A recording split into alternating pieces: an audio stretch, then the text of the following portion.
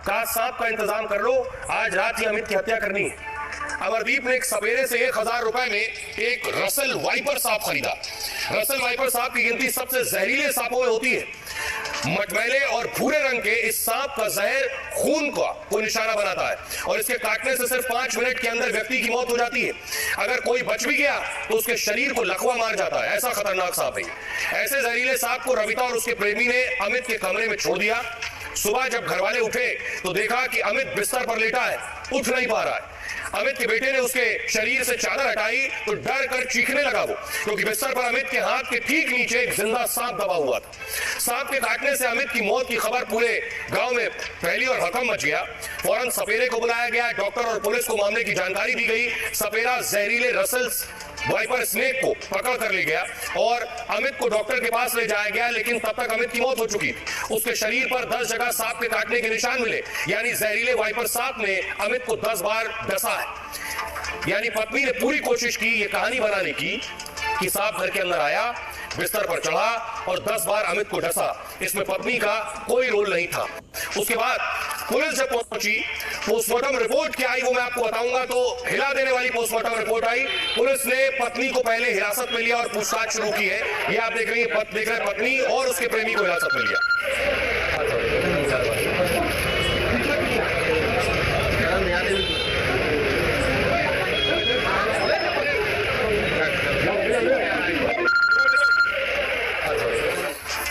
अब सुनिए जरा क्या कुछ कह रही है पत्नी और क्या कह रहा है प्रेमी।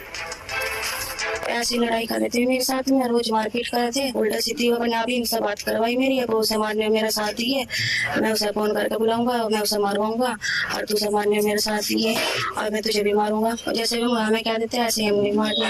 गलत उसी ने दबाया, मैंने हाथ पकड़े, मुँह पकड़ा। सांप नहीं पता कहाँ से लाई, सांप तो यही लाई ऐसे ही छोड़ देता खाट कर।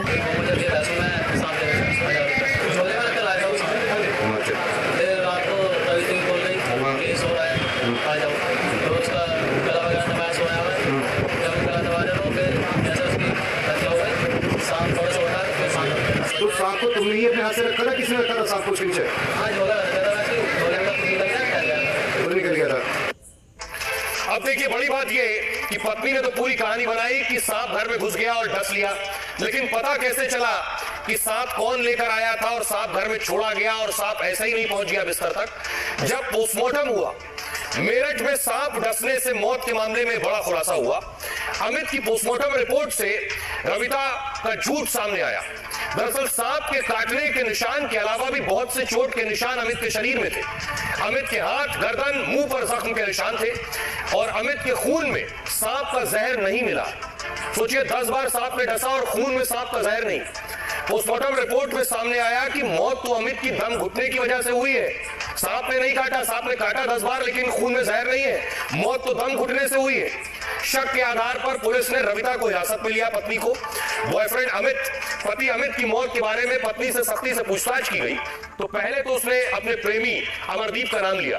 पुलिस ने अमरदीप और रविता से आमने सामने बिठाकर पूछताछ की तो दोनों ने माना कि पहले अमित की गला दबाकर हत्या की, यानी पहले अमित का गला घोटा गया, दोनों ने मिलकर गला दबाया और बताया कि हत्या के बाद उसके बिस्तर पर सांप छोड़ दिया था लोगों को गुमराह करने के लिए, ताकि सबको यह लगे कि अमित की मौत सांप काटने से हुई है।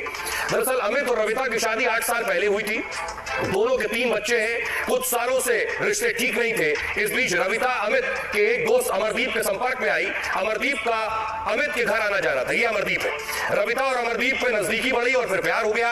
अमित को भनक लगी तो वो दोनों को मारने की धमकी देने लगा, लेकिन प्रेमी के साथ मिलकर पत्नी ने ही अमित का कत्ल कर दिया और ये दिखाने की कोशिश की कि सांप के काटने से मौत हुई है। आइए अब आपको सुनवाता हूँ, सुनिए अमित की माता जी क्या कह रही है और पुलिस क्या कह रही है। उन्होंने कहा पापा पापा चाय पी लो। माँ पापा हो तो बोले भी, पापा नहीं बोला। लड़के ने उन्होंने रिजाई हटा दी। जब रिजाई हटा दी तो सांप की पूंछ यहाँ, इसकी सारी गर्दन का लपेटा ले रखा, बस खड़ा यहाँ और यो हाथ मुँह और यो। अच्छा, अब जब हमने फिर 2 अपने पड़ोसियों को कहा, हमारा अमित घर में ही सांप ने खा लिया किल्ली मार के, तो पड़ोसी आ गया। पड़ोसी आते ही पूरा गाँव आ गया। जब पूरा गाँव आ गया मैंने कहा भाई देखो सुनो मेरी बात, सांप ने नहीं खाया है, मेरा लोंडा मारा गया है। ये घटना हुई थी उस दिन सुबह, वहाँ से और पहली बार सांप को बरामद भी किया गया था और सांप को भी गया था। पोस्टमार्टम रिपोर्ट आने के बाद उसमें पता चला कि स्मगलिंग आया है, थ्रोटलिंग आया है। थाना पुलिस के द्वारा हत्या का मुकदमा दर्ज किया गया। सांप स्थानीय थाना क्षेत्र में ही एक गाँव है, वहाँ से सांप लिया गया था 1000 रुपए में, ये बताया गया है। उसकी तस्दीक की जा रही है, किस व्यक्ति के माध्यम से वो लाया गया था, उस विषय में भी विवेचना जारी है।